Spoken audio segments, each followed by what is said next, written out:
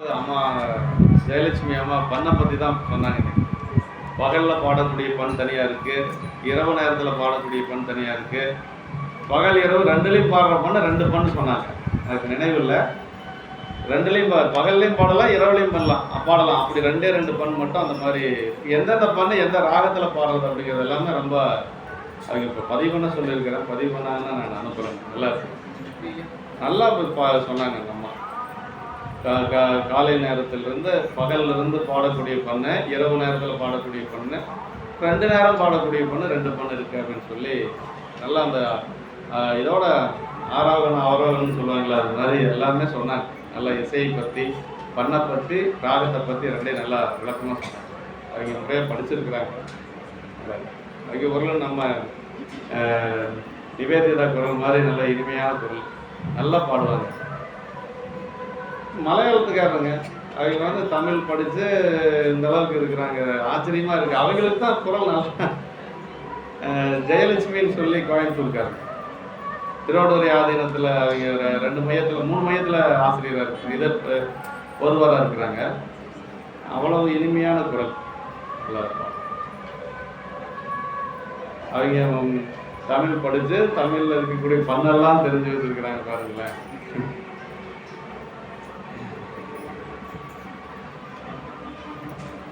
அது அந்த பழமொழி படிக்கரை பதிகம் அன்னைக்கு சொன்னதான். பல்லுயிர் வாழும் தென்னீர் பழமண்ணி படிக்கரையை அல்லியந்தாம் வரைத்தார் ஆரூரன் உரைத்ததமில் சொல்லுதல் கேட்டல் வல்லார் அவர்க்கும் தமக்கும் கிளைக்கும் எல்லியும் நண்பகலும் இடக்கூறுதலில். எந்த பதியத்திலே அந்த அளவுக்கு சொல்ல. கேளாயினும் கிளைகிளைக்கும் கேடுபடா திறமரளி 4வது போகாம பதியத்தில். இதில் எப்படின்னா சொல்லுதல் கேட்டல் வல்லார் அவர்க்கும் தமக்கும் கிளைக்கும் எல்லியும் நண்பகலும் இரவும் பகலும் எந்த நேரமும் துன்பம் இல்லாமல் இருக்கலாம் அப்படின்னு சொல்கிறாரு. சொல்கிறவங்க கேட்குறவங்க அவங்களுடைய கிளைகளுக்கு எல்லாத்துக்கும் போய் சேரும் அப்படிங்கிறது இந்த ஒரு பதிகத்தில் ரொம்ப அருமையாக சொல்கிறார். அதனால் அந்த பதிகத்தை மனப்பாடம் செய்ய வைக்கிறாங்க, பயன்படுத்திக்கங்க. நேரமே வந்துடுங்க, 5 மணிக்கு வந்துடுங்க. எனக்கெல்லாம் வர முடியல, வருத்தம் தான். இப்போ திருப்பூர் வகுப்பு முடிச்சுட்டு நான் வர வேண்டியதாக இருக்குது. இல்லைன்னா நான் இன்னும் கொஞ்சம் முன்னாடியே வந்துடுவேன், 1/2 மணி நேரம் முன்னாடியே வந்துடுவேன். திருப்பூர் வகுப்பு திருமுறை அங்கேயே எனக்கு மணி 3:45 ஆயிடுச்சு இன்னைக்கு. அதுக்கு பிறகு அப்புறம் குளிச்சுட்டு அனுஷ்டானம் பண்ணிட்டு வர வேண்டியதாக இருக்குது. உங்களுக்கு அருமையான வாய்ப்பு கிடைச்சிருக்கு, பயன்படுத்தி. எனக்கெல்லாம் திருமுறை பண்ணோட பாட வாய்ப்பு கிடைக்கலன்னு வருத்தமாக இருக்குது. அதனால் கிடைக்கிற வாய்ப்பு பயன்படுத்தி. ரொம்ப ரொம்ப முக்கிய திருமுறை, தொண்டு முக்கியம், அதே மாதிரி திருமுறையும் ரொம்ப முக்கியம் தான். பண்ணோட பாடுறதுக்கு கொடுத்து வச்சுருக்கணும். அதனால் வாய்ப்பு பயன்படுத்தி. இன்னும் ஒரு 5-6 பதிகம் இருக்குது, 2-3 பதிகம் பார்த்துடலாம் இல்லைங்களா? ஏன்னா கடைசியாக நாவுக்கரசு பெருமான் அந்திம காலத்தில் பாடிய திருப்பதிகள் எல்லாமே ரொம்ப ஆழமான திருப்பதிகள். ஏன்னா அவர் பெருமான் திருவடிக்கு போகக்கூடிய நிலையிலிருந்து பாடியது. தொண்டனையன் பட்டதனை ஒன்றும் பாடல் இல்லைங்க, அந்த ஊர் தொகையோடு முடிச்சிட்டோம்னு நினைக்கிறேன் அன்னைக்கு. அது கொஞ்ச நேரம் தான் பாடணும், பௌர்ணமி பூஜைங்கிறதுனால ஒரு கொஞ்ச நேரம் தான் நாம் பார்த்தோம். தொண்டனையன் பட்டதனை தூய காவிரியின் நீர் நன்னீர் அப்படிங்கிற பதியத்தை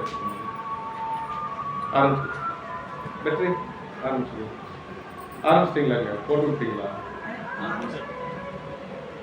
சித்திரம் நேசம் நிறைந்த உள்ளத்தால் நீளம் நிறைந்த மணிகண்டத்து ஈசனடியார் பெருமையினை எல்லா உயிரும் தொலையெடுத்து தேசமுய திருத்தொண்ட தொகைமுன் படைத்த திருவாரன் வாசமலர்மன் கடல் வணங்க வந்த பிறப்பை பணங்கள் தூக்குசீ திருத்தொண்ட தொகை விரி வாக்கினால் சொல்ல வல்லவரான் எங்கள் வாக்கிய பயனாம் பதிக்குன்றைவான் செக்கிடாரடி சென்னியிருக்கும்.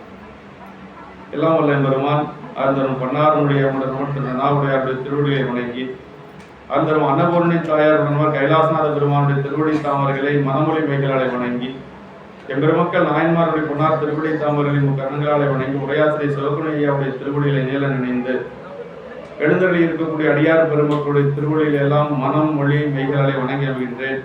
அன்பார்ந்த சிவனை செல்வர்களே, நாவுக்கரசு பெருமானுடைய புராணத்தில் இப்போ எங்கே இருக்கார் நாவுக்கரசு பெருமான் அப்படின்னா புகழூரில் இருக்கிறார். புகழூர் தான் அவர் திருவடி அடைந்த பதி.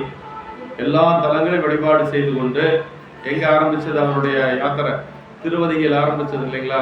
திருவதிகையில் திலகவதி அம்மாவால் ஆட்கொள்ளப்பட்டு இறைவனுடைய திருக்கையிலை குன்றுடையான் திருநீர் பூச பெற்று அங்கே தான் முதல் பதிகம் பாடுறார். கூற்றாயிரவாறு விளக்குகளில் என்று சொல்லக்கூடிய திருப்பதிகம் பாடி அப்படியே பெருமான் திருவருளால் எல்லா தலங்களையும் வழிபாடு செய்து கொண்டு ஞானசம்பந்த பிள்ளையாரை எல்லாம் 3 முறை சந்தித்து இப்படி சமணர்களுடைய சூழ்ச்சிகள் எல்லாம் வென்று திருத்தொண்டின் உரைப்பாலை வென்றவர் இல்லையா?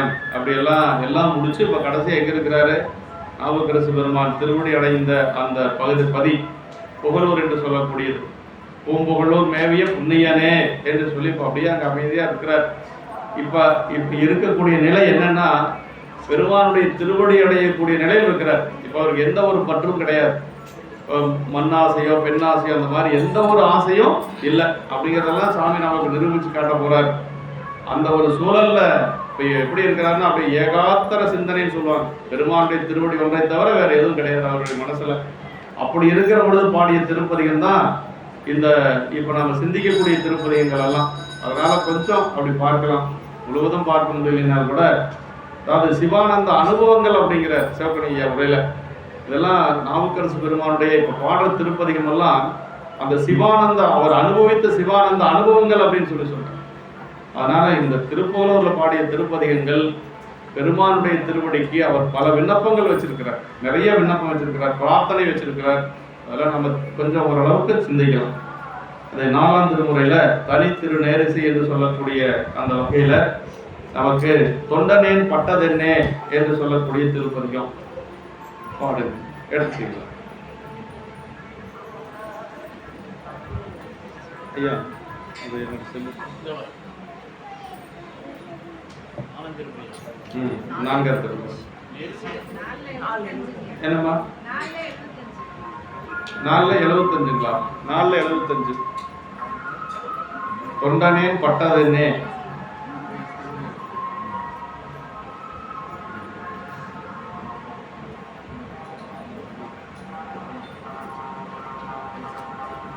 அருமையான பாட்டு திருப்பதிகம்.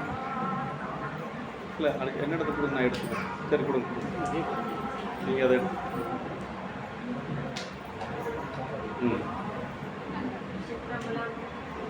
பாடலாம். ஒரு மைக் எனக்கு வரணும் சார். ஒரு மைக் எனக்கு ஒன்றே போதும். ஒன்று அங்கேயே வச்சுக்கிறேன். நிறைய பதிகம் தான் வருது, அதனால் ஒன்று அங்கேயே.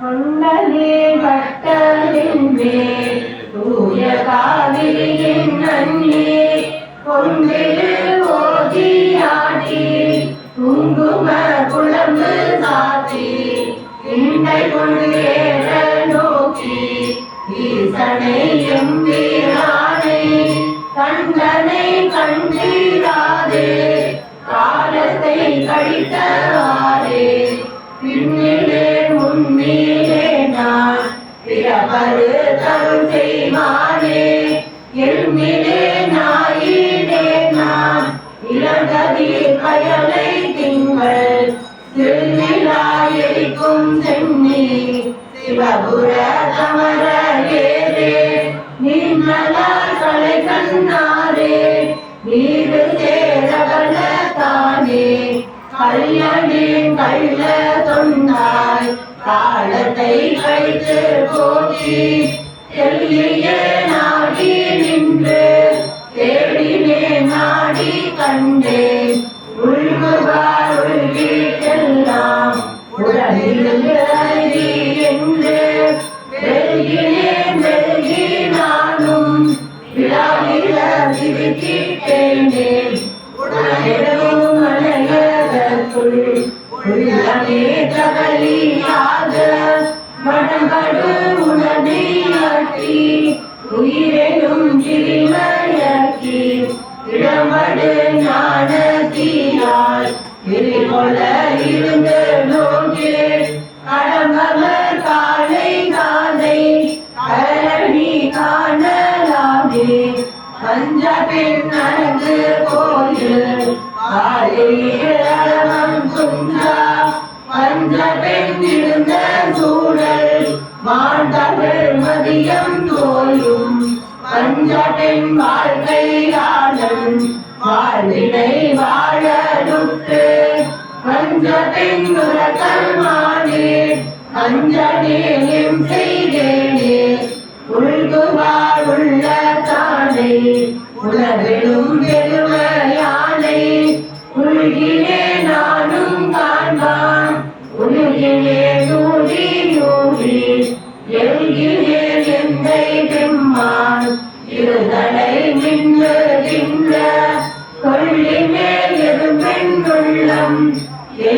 மங்களம் கூடுமாறு முறையை கண்ட காக்கை ஓலவல் வினைகள் மொய்தும் வார்த்தையை பேச ஒட்டா மயக்கனான் மயங்கு நின்றேன் சீத்தையை சிலம்பு தன்னை செடிகள் நோய் வடிவொன்றில்லா ஊத்தையை கழிக்கும் வண்ணம் உணர்வுதா உலக மூர்த்தி அங்கத்தை வந்து காட்டி ஆகத்தை உனக்கே தந்து அங்கத்தை போக மாற்றி பாதிக்கேன் பரமா நின்னை சண்முகனே நீ செல்வா சாதனாயே உன்னை எங்குடா என்ற போதா இன்புற்றேன் என் கண்டாயே வெள்ளி கடையானாதான் விலகுவார் போல வந்தேன் உள்ளே புகுந்து நின்றாக்கு உறங்கும் நான் குடைகள் போது கல்லரோ புகுந்து என்ன கலதுதான் நோக்கி நட்டு எல்லாரும் என்று நின்றார் விலகிலம் திரையனாரே பெருவிரல் திரைதான் ஊன்ற இளங்க அங்காந்து அறுவரை அணைய தோணான் அறக்கடுக்கு அழகி நான் இருவரும் ஒருவனாய ஒருவனுடைய வள்ளை திருவழி சுமந்து கொண்டு ஆண்டனாட்டியுமாறே. பாடல் வந்து பெருமான் அப்பர் சாமிகள் பெருமான சிவபூஜை பண்ணார் அப்படிங்கிறத இந்த பாட்டில் சொல்றார். என்ன சொல்றாருன்னா, முதல் பாட்டுல தொண்டனேன் பட்டதென்னை தூய காவிரியின் நன்னீர் கொண்டு இரு கோதியாட்டி குங்கும குழம்பு சாத்தி. பெருமானை வந்து காவிரியினுடைய நீர் எடுத்துட்டு வந்து நீராட்டி அப்புறம் குங்கும குழம்பெல்லாம் சாத்தி இண்டை கொண்டு ஏற நோக்கி இண்டை கட்டி பெருமானுக்கு வழிபாடு செய்யறது. இண்டை மலர் ரொம்ப முக்கியம். நம்முடைய திருவாரூர்ல தினசரி தியாகேச பெருமானுக்கு இண்டை கட்டி வழிபாடு செய்வார். நம்ம தொண்டரஞ்சு நம்முடைய கேதார பதிகத்திலையும் ஞானசம்பந்த பெருமான் பாடுறார், தொண்டரஞ்சு கடுகுமடைக்கு சுரும்பார் மலர் இண்டை கட்டி வழிபாடு செய்ய விடவென்பரால் அப்படின்னு. இப்போ பெருமானுக்கு வழிபாடு செய்யறதுல மலர்கள் சாத்துவதில் இண்டை மலர் சாத்துவது அப்படிங்கிறது ஒரு மரம். அந்த இண்டை மலர் சாத்தி அப்படி இண்டை கொண்டு ஏற நோக்கி ஈசனை எம்பீரானை கண்டனை கண்டிராதே காலத்தை இதெல்லாம் செய்யாம நான் காலத்தை கழிச்சிட்டனே என்று சொல்லி வருந்தவர். அப்படி அல்ல, அவங்களுக்கு பெருமான் செய்திருப்பாரு. நமக்கு எதிர்மறையில சொன்னா என்ன அர்த்தம்னா செஞ்சிருக்கிறாருன்னு அர்த்தம். ஆமா, அப்படின்னா அதான் அப்படி வந்து இந்த பாட்டு நாயனார் செய்த ஆன்மார்த்த சிவபூஜையின் திட்ப நுட்பங்களை அறிவிக்கின்ற அருமையும் பெருமையும் உடையது.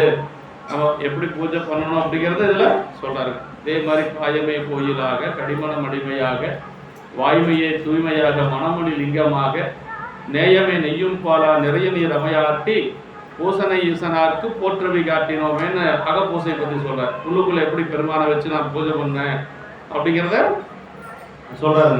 அதே மாதிரி இதுல வந்து சொல்றாரு, அப்படி ஆன்மார்த்த சிவபூசையின் திட்ப நுட்பங்களை அறிவிக்கின்ற அருமையும் பெருமையும் உடையது இருக்கு. அப்படின்னா வேதங்கள், அதாவது தொண்டனின் பட்டதென்னே தூய காவிரியின் நன்னீர் கொண்டு இருக்கு ஓதி, இருக்கு வேதம் சொல்லி வழிபாடு செய்யணும் பெருமான்.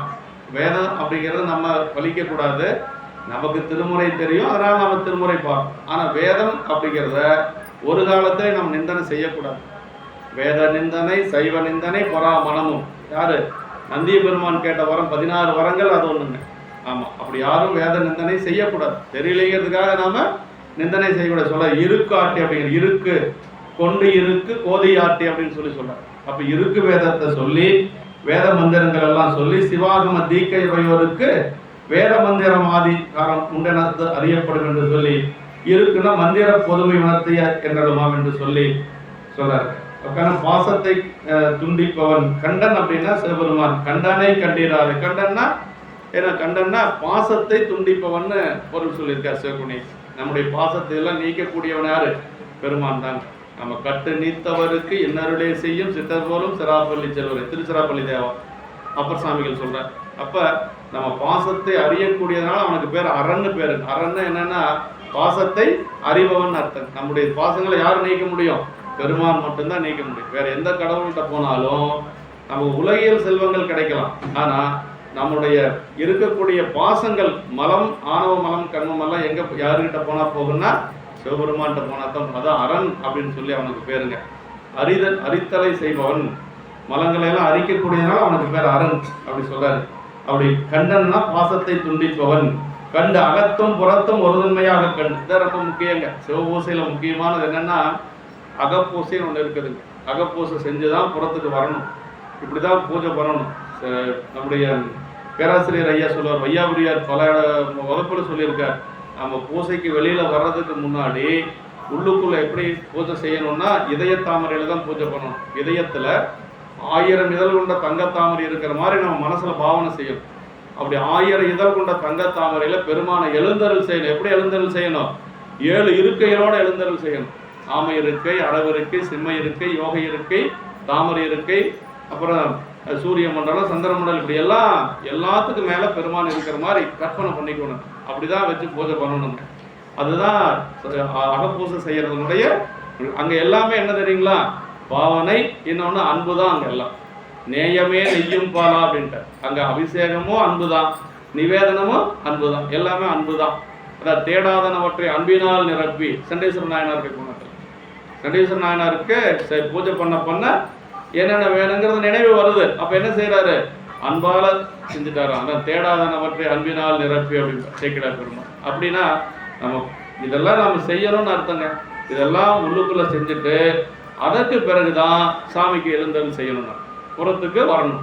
ஆமா, அதாவது உள்ளுக்குள்ள செஞ்ச என்னென்னவெல்லாம் வெளியில செய்வோமோ அந்த அபிஷேகத்தெல்லாம் முதல்ல உள்ளுக்குள்ள செஞ்சு அதற்கு பிறகு திருவேணியில எழுந்தருள் செய்யணும். திருவேணியில் எழுந்தருள் செஞ்சு வழிபாடு முடிச்ச பின்னாடி மீண்டும் சாமி உள்ள ஒடுக்கிக்கணும். அதான் சிவபூஜை செய்யறது. ஆமா, அது அந்த ஒடுக்கிறதுக்கெல்லாம் பாடல் இருக்கு இல்லைங்களா? என் மனத்தை வைத்தேனேன்னு சொல்லி அப்பர் சாமிகள் காஞ்சிபுர பதிகத்தில் பாடியிருக்காரு இல்லைங்களா? அது மாதிரி இரவாடும் பெருமானை என் மனத்தை வைத்தேனே, கரவாடும் அண்ணன்கரியானை கரவார்வால் விரவாடும் பெருமானை விடையேறும் வித்தகனை அறவாட சடைதால அங்கையினில் அனலேந்தி இரவாடும் பெருமானை என் மனத்தை வைத்தேனே அப்படின்னு. அது இரவு நேரத்தில் நம்ம படுக்கைக்கு போகிற பொழுது இந்த பதிகத்தை பாடணும் அப்படிங்கிறார். இந்த பாட்டில் ஒரு பதிகத்தில் ஒரு பாட்டாவது பாடணும்னா கெட்ட கெட்ட கனாவெல்லாம் வராது. ஏன்னா சாமியை உள்ள வச்சுட்டு நாம படுக்கிறோம். அப்போ கைப்போது மலர் தூவி காதலித்து வான அந்த பாட்டிலே வருது இல்லைங்களா? எப்போதும் என் மனத்தை வைத்தேனேன்னு சொல்லி அதுலேயும் வரும். அந்த பதிகம் முழுக்க அப்படிதான் வரும். அதனால அகப்பூசை சொல்லி இன்றை கொண்டு ஏற நோக்கி ஈசனை எம்பிரானை கண்டானை கண்டீராதே காலத்தை கழித்தவாறே. இதெல்லாம் செய்யாம நான் காலத்தை கழித்தேனே அப்படின்னு சொல்ல என்ன அர்த்தம்னா, நம்ம செய்யாம இருக்கிறோம், சாமி நம்மளை வலியுறுத்துறாரு, செய்ய சொல்லி வலியுறுத்துறாருங்க. ஆமா, அதாவது திருமுறைகள் ஓதாய் அப்படின்னு சொல்லி குருஞான சம்பந்தர் சொல்றாரு இல்லைங்களா? அதில் சிவபால சாரத்தில் சொல்றாருங்க. என்ன அந்த பாட்டு நல்ல பாட்டுங்க. இன்னைக்கு கூட அதை சொல்லிட்டு மறந்து போச்சுங்க.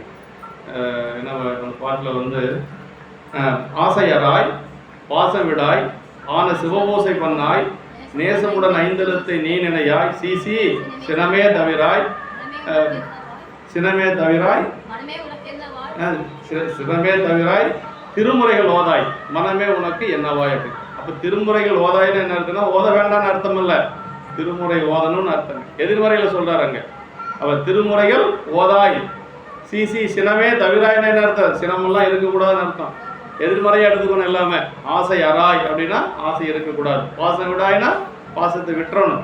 ஆசை அராய் பாசம் விடாய் ஆன சிவபூசை பண்ணாய்னா சிவபூசை பண்ணணும். நேசமுடன் ஐந்தெழுத்தை நீ நினையாய்னா 5 எழுத்தை சொல்லணும். எல்லாமே அங்கே எதிர்மறையில் வரும். எதிர்மறையில் வந்தால் நம்ம எப்படி பொருள் கொள்ளணும்? உடன்பாட்டில் பொருள் கொள்ளணும். இது ஒரு சில இடங்கள்ல திருமுறைகள் அப்படி எல்லாம் வரது உண்டு. அதனால இந்த இடத்துல அப்படி காலத்தை கழித்தவாறேன்னு சொன்னா நமக்காக அப்பர் சாமிகள் அப்படி பாடியிருக்கிறார். இந்த அனுபவத்தில் அழுந்திராமல் இருந்தனே, அந்த சிவானந்த அனுபவத்துல அழுந்தாம விட்டுட்டனே என்று சொல்லி வருந்தி இந்த திருப்பதிகளை இதெல்லாம் கடைசியா பெருமான் திருவடி அடைகின்ற பொழுது பாடிய திருப்பதிகள். அதுக்கு முன்னாடி அந்த புகழூர்ல இருந்து பாடிய திருப்பதிகம். அதே மாதிரி இதுல 4வது பாட்டுல பார்த்தோம்னா உள்ளுக்குள்ளேயே எப்படி பெருமானை வணங்குறது அப்படிங்கறத சொல்றாரு பாருங்க. உடம்பெனும் மனையகத்தில் உள்ளமே தகலியாக. தகலினா என்ன தெரியுங்களா? விளக்குன்னு அர்த்தங்க.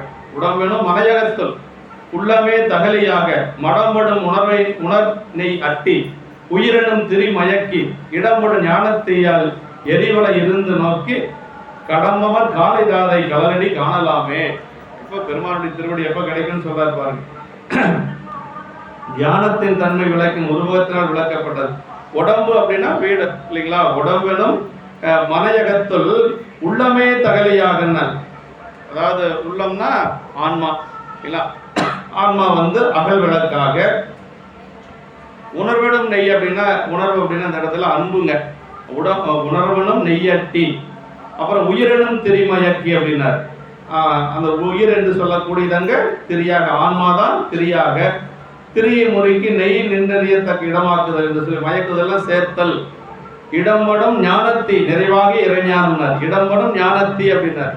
ஞானத்தின்னா நிறைவாக இறை ஞானம் என்று சொல்லி, அதாவது இந்த பாட்டில் வந்து நான் பெருமானை எப்படி உள்ள வச்சு வழிபாடு செய்யறது என்று சொல்லி, அதான் கள்ள காதலிடத்து அன்பு கலந்து வைத்து உலகம் உள்ள காரிகை மடந்தை என்று சொல்லி வாதவூர் புராணத்துல, திருவிளையாடல் புராணத்துல, திருவிளையாடல் புராணத்துல வாதவூரை பற்றி வருது. கள்ள காதலின் இடத்து அன்பு அஞ்சி ஒழுகும் பெண் என்று சொல்லி ஒரு மேற்கோள் கொடுத்திருக்கிறார். அப்படி பெருமான் வந்து மறைவா உள்ளுக்குள்ள வச்சு வழிபாடு செய்யக்கூடிய ஒரு நிலையை சொல்லியிருக்கிறார். இதே மாதிரி வைணவத்துல பிரபந்தத்திலே ஒரு பாட்டு இருக்குங்க, அன்பே தகலியா ஆர்வமே நெய்யாக இன்புறு, அது இதே மாதிரியே வருங்க, அன்பே தகலியாக ஆர்வமே நெய்யாக அப்படின்னு சொல்லி அந்த வைணவத்திலே அந்த மாதிரி வரும். நமக்கு வந்து அது தேவையில்லை. உடம்பனும் மனையகத்தில் உள்ளமே தகலியாக மடம்படு உணர்வை அட்டி உயிரினும் திரி மயக்கி இடம்படு ஞானத்தையால் எரிகொலை இருந்து நோக்கில் கடம்பவர் காலைதாதை களரடி காணலாமே என்று சொல்லி பெருமானுடைய திருவடியை காண முடியும் என்று சொல்லி இதில் நமக்கு சொல்றார். அதே மாதிரி 8வது திருப்பாட்டில் பார்த்தா நாயனாருடைய பிரார்த்தனை சொல்றாருங்க. என்ன பிரார்த்தனை, பெருமான் என்ன பிரார்த்தனை வைக்கிறார் அப்படிங்கிறத சொல்றார். அங்கத்தை மண்ணுக்காக்கி, அப்புறம் ஆர்வத்தை உனக்கே தந்து பங்கத்தை போக மாற்றி பாவித்தேன் பரமா நின்னை சங்கொத்த மேனி செல்வார் சாதனான் நாயேன் உன்னை எங்குற்றா என்ற போதால் இங்குற்றேன் என்கண்டாயே.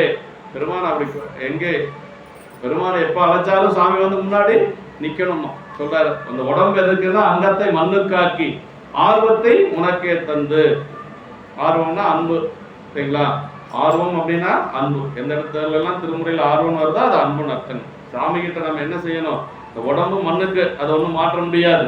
நம்ம அன்பு யாருகிட்ட இருக்கணும்? பெருமானிடத்தில் இருக்கணும். அது அங்கத்தை மண்ணுக்காக்கி ஆர்வத்தை உனக்கே தந்து பங்கத்தை போக மாற்றி பாவித்தேன் பரமா நின்னை சங்கொத்த மேனி செல்வா சாதனான் நாயேன் உன்னை எங்குற்றாய் என்ற போதால் இங்குற்றே என்கின்றாய் என்று சொல்லி நாயனாரது உள்ள கிடையாகி பிரார்த்தனைய இந்த பாட்டில் சொல்லியிருக்காரு. சிவப்புடைய உரையில் எழுதியிருக்கிறாங்க.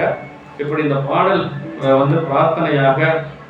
அதே மாதிரி 10வது திருப்பாட்டு பெருவிரல் உரைதானன்ற இலங்கை ராவணனை பத்தி சொல்றார். அப்படி ஒரு விரலை ஒன்ற பிறையில் இலங்க ஆங்கம் அங்கம் தருவரை அணையதோலார் அரக்கந்தன் அலறி வீழ்ந்தான் இருவரும் ஒருவனாய உருவமும் உடைய வல்லல் திருவடி சுமந்து கொண்டு காண்க நான் திரியுமாறே என்று சொல்லி அந்த அடிமைத்தனத்தினுடைய வீறு தோன்ற நகைச்சுவையும் ஒரு பெருமிதம் படக்கூடிய கருத்துக்கிறார். ஒரு சிறு விரல் ஒன்ற தாங்க மாட்டாத வலிய அரக்கன் அலரிடவும் எளிய அடிமை அவருடைய திருவடி இரண்டும் சுமந்து திரிகின்ற வலிமைதான் என்னே. அது என்ன சொல்றாருன்னா, ஒரு விரலை ராவணன் மேல, ராவணன் மலையை பெயர்க்கின்ற பொழுது என்ன பண்ணாரு பெருமான்? ஒரு விரலால தான் ஊன்றினாரு. அந்த ஒரு விரலால ஊன்றியதையே ராவணனால தாங்க முடியல. உன்னுடைய 2 திருவடியை நான் சுமந்துட்டு இருக்கிறேன் பெருமானேங்கிறார். எப்படி பாருங்க, அவனுக்கு கொடுத்தது தண்டனை, இவருக்கு திருவடி கொடுத்தது பெருமானுடைய அன்பு இல்லைங்களா? அதான் சொல்றார், ஒரு விரலால ஊன்றியதையே ராவணனால தாங்க முடியல. இந்த வலிய அரக்கன் அலரிடவும் எளிய அடிமை அவருடைய திருவடி இரண்டும் சுமந்து திரிகின்ற வலிமைதான் என்ன அப்படின்னா, என்னுடைய வலிமை என்ன என்று சொல்லி அரக்கனாலேயே ஒரு விரலை தாங்க முடியாத பொழுது நான் அவருடைய திருவடி 2ஐயும் சுமந்துட்டு இருக்கிறேன் என்று சொல்லி பெருமானுடைய திருவடி எங்க இருக்கணும்? நமக்கு தலைக்கு மேல இருக்கணும் இல்லைங்களா? எப்பொழுதும் மறக்காது இருக்கணும். ஆமா, அவருடைய திருவடி இரண்டும் சுமந்து திரிகின்ற வலிமைதான் என்னே. நம்முடைய ஞானசம்பந்த பிள்ளையார சிவபாதகிரியர் சுமந்து கொண்டு வருகின்ற பொழுது, தோல்ல சுமந்து கொண்டு வருகின்ற பொழுது பிள்ளையார் என்ன நினைச்சாராம்? தோனி அப்பருடைய திருவடி தன்னுடைய தலை மேல இருக்கிற மாதிரி நினைச்சுக்குவார். அப்பாவுடைய தோல் மேல உட்கார்ந்துட்டு வரங்கிற எண்ணமே அவருக்கு இருக்காது. இவர் தோல் மேல சுமந்து கொண்டு வராரு சிவபாதகிருதையர். அவர் என்ன நினைக்கிறாரு, தோணிபுர பெருமானுடைய திருவடி தலை மேல வச்சுட்டு வந்தார். அப்படிதான் இருக்கணும் எப்பொழுதும். பெருமான் திருவடி நம்ம தலை மேல இருக்கிற மாதிரியே தான் நம்ம மனசுல இருந்துட்டு இருக்கோம். அப்படி வலிமையுடைய அரக்கன் போலன்றி எளிமையுடைய நான் என்று சொல்லி பெருமானுடைய அந்த கருணையை நீங்க சொல்றாருங்க. அடுத்த திருப்பதிகம் அதே 4ஆம் திருமுறையில மருளவா மனத்தனாகி மயங்கினேன் மதியிலாதேங்கிற பதிகத்தை இருக்கு. அங்கே இருக்கு அப்படியே அதில் இருக்கு.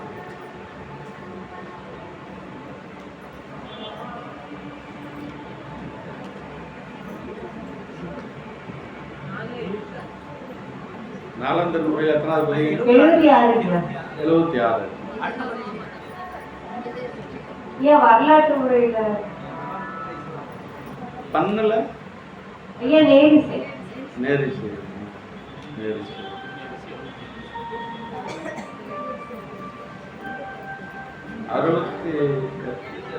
76.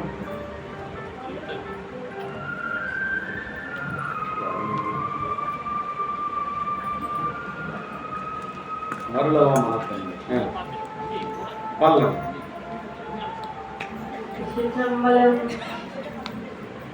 மருளவா மனத்தனாகி மயங்கினே மதியிலாதே இருளவா அறுக்கும் எந்தை இடையடி நீழல் என்னும் அருளவா பெறுதல் இன்றி அஞ்சினான் அளவன் தேர்த்து பொருளவா தந்த ஆரே போது போய் புலர்ந்தது அன்றே மெய்மையான் உளவை செய்து ஒரு பெரும் வித்தை வித்தி பொய்மையான் கலகை வாங்கி பொறையிலும் நீரை மாற்றி தம்மையும் நோக்கி கண்டு தகவையும் வேலியிட்டு செம்மையுள் நிற்கிறாரையும் சிவகலி விளையும் அன்றே எம்பிரான் என்றே கொண்டு என்னுள்ளே புகுந்து நின்று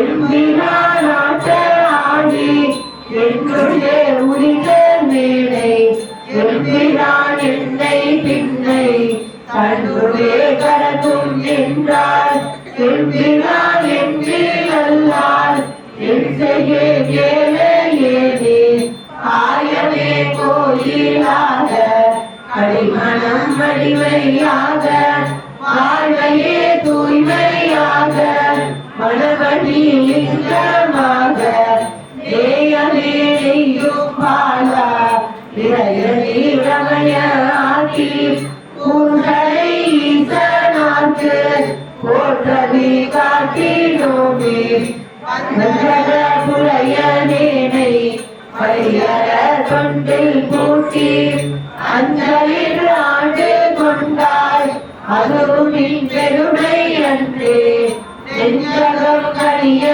மாட்டேன் நின்னையுள் வைக்க மாட்டேன் வஞ்சிடம் கொண்ட கண்டா என்கிற நன்மை காணே நாயினும் கடைபட்டேனை நன்றி காட்டி ஆண்டாய் ஆயிரம் மரபம் மாற்ற அமுதனே அமுதம் முத்து நீயும் என் நெஞ்சினுள்ளே நிலாவினாகி நிற்க நோயலை மாறுமாகில் நோடினி அருள் செய்வாயே உள்ளதான் ஒன்ற மாட்டேன் இருப்பெனும் வேட்டையாளே வள்ளதே போல நுண்ணை வாய்மடுத்து உண்டீராமே உள்ளதே நின்று ஏனும் உயிர்குள்ளே வருதி ஏனும் கள்ளதே நின்று அம்மா எங்கனம் காணுமாறு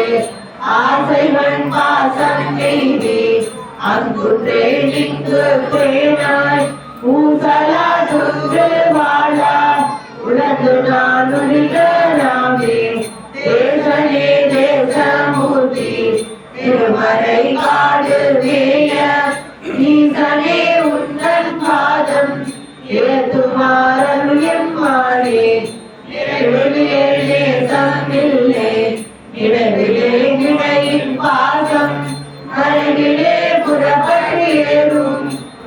என கருவில் எம்மான் சிறையிலே செய்வது என்னே திருவடி கடவி ஏற்ற உறவிலே குற்றம் தீராய் ஒன்றை சேர்ந்தடையினானே நடுவிலா காலன் வந்து நடுவும் போதறிய உண்ணாம் அணுவன அன்று பூதம் அவை தமர் காற்றல் ஆகே கடுவன பலவும் குற்றம் ஆகிலா மனிதர் வாழ்வை கெடுவதே கிளவி சீசி கிளருளி சடையி மீதே. சுற்றமலம் அருமையான திருப்பம். மருளவா மனத்தனாகி மயங்கினேன் மதியிலாதேன் அப்படி பெருமானுடைய, அதாவது மருளவா அப்படின்னா, மருள் அப்படின்னா மயக்க நிலை, பொருள் எல்லாவற்றை பொருள் என்று கருதி இருக்கக்கூடிய நிலை. அதாவது இந்த உலகத்துல உண்மையான பொருள் இங்க இருக்குது, உள்ளுக்குள்ள இருக்கிறாரு, அதெல்லாம் பொருளா தெரியாது நமக்கு.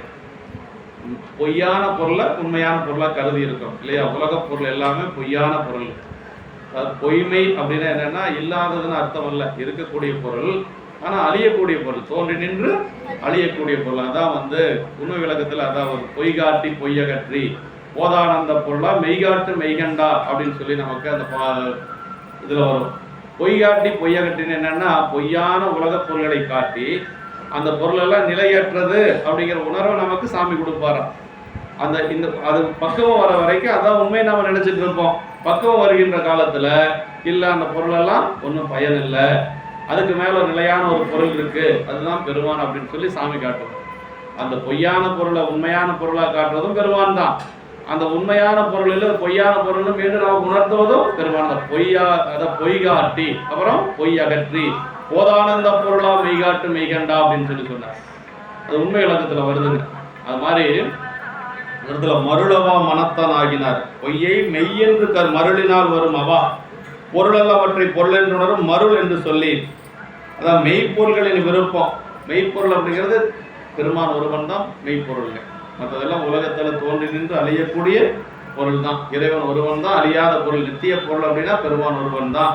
அதனால அதை மட்டும் அந்த மருளவா மனத்தனாகி மயங்கினேன் மதியிலாதேன், அதெல்லாம் ஒரு பொருளாக நினைத்து மயங்கி கிடந்தேன் நானே. எப்படிப்பட்டவன்னா மதியில்லாதேன், அறிவில்லாத நான் என்று சொல்லி சொல்லாருங்க. இருளவா இருக்கும் எந்த இணையடி நிழல் என்னும் அருளவா பெறுதல் என்று அஞ்சினேன் அலமந்தேற்கு பொருளவா தந்தவாரை போது போய் புலர்ந்ததென்றே என்று சொல்லி இந்த பாட்டுல போது போய் புலர்ந்த நெடுங்காலத்து விடிவு வந்தது, நீண்ட காலம் கழித்து எனக்கு விடிவு வந்தது அப்படின்னா பெருமான் ரொம்ப நாள் கழிச்சு எனக்கு உணர்த்தினார் என்று சொல்லி அப்பர் சுவாமிகளுக்கு அவர் சைவத்துக்கு வந்ததே 60 வயசுக்கு மேலதான் வந்திருக்கிறார் இல்லைங்களா? 81 வயசு வரைக்கும் இருந்ததாக நமக்கு சொல்லுவாங்க. ரொம்ப நீண்ட காலம் கழித்து தான் அவர் வர்றார். அப்படி பெருமானுடைய திருவருளால அதை அறிந்து கொள்ளுவதற்கு போது போய் புலர்ந்தது அப்படின்னார். பொழுது போன காலத்துல வந்தது அப்படின்னு சொல்லி சொல்றாரு. அதாவது என்ன சொல்றது, நம்ம சாக போற நேரத்துல சங்கரா சங்கரான்னு சொல்லி என்னடா பண்றதுன்னு சொல்லுவாங்க இல்லையா? அதோட அந்த நேரத்துல வர்றது அப்படின்னா உயிர் போகின்ற காலத்துல பெருமானை நினைக்கிறது அப்படிங்கிறது பக்குவம் இருந்தா தான் நினைப்போம், இல்லைன்னா வராதுங்க. இல்லைன்னா ஐயோ ஐயோ அப்படின்னு சொல்லிட்டு பையனையும் பிள்ளையும் பார்த்துட்டு பேசிட்டு அவங்க நினைவுல உயிர் போயிடும். ஆனா பக்குவம் உடையவங்களுக்கு மட்டும்தான் உயிர் போற காலத்துல பெருமான் திருவடி நினைவுக்கு வருது. அது சொல்றதுக்கு ஒரு பக்குவம் வேணும், இல்லைன்னா அதான் சொல்லக்கூடாது. நம்ம இருந்தாலும் சென்னி பையன் சொல்லுவார், ஒருத்தனை ரொம்ப முடியாத படுத்திருந்தானா அவனை போய் என்ன சொன்னாங்களாம், ஏப்பா இத்தனை நாளா என்னமோ நீ நல்லதே செய்யல, எப்படியோ வாழ்ந்துட்ட, இனிமேலாவது இந்த நமச்சிவாயங்கிறத கொஞ்சம் சொல்லப்பா அப்படின்னு சொல்லி சொன்னாங்களாம். அவன் என்ன சொன்னானா, அது நான் சொல்லக்கூடாது, அது என் வாயிலேயே வரமாட்டேங்குதுன்னு வேற மாதிரி சொன்னான். அது என் வாயிலேயே வரமாட்டேன்னு சொன்னானமா அப்படியே இறந்து போயிட்டானா. அப்ப இறந்து போற காலத்துல கூட அஞ்செழுத்தை சொல்லக்கூடிய புண்ணியம் அவனுக்கு இல்லை. அஞ்செழுத்தை சொல்றதுல எவ்வளவு புண்ணியம் இருக்கும், இல்லைன்னா சொல்ல முடியாது. உயிர் போற பொழுது பெருமானை நினைந்து கொண்டு போவது அப்படிங்கிறது ரொம்ப ரொம்ப பக்குவம் எனக்கு, இல்லைன்னா வராது.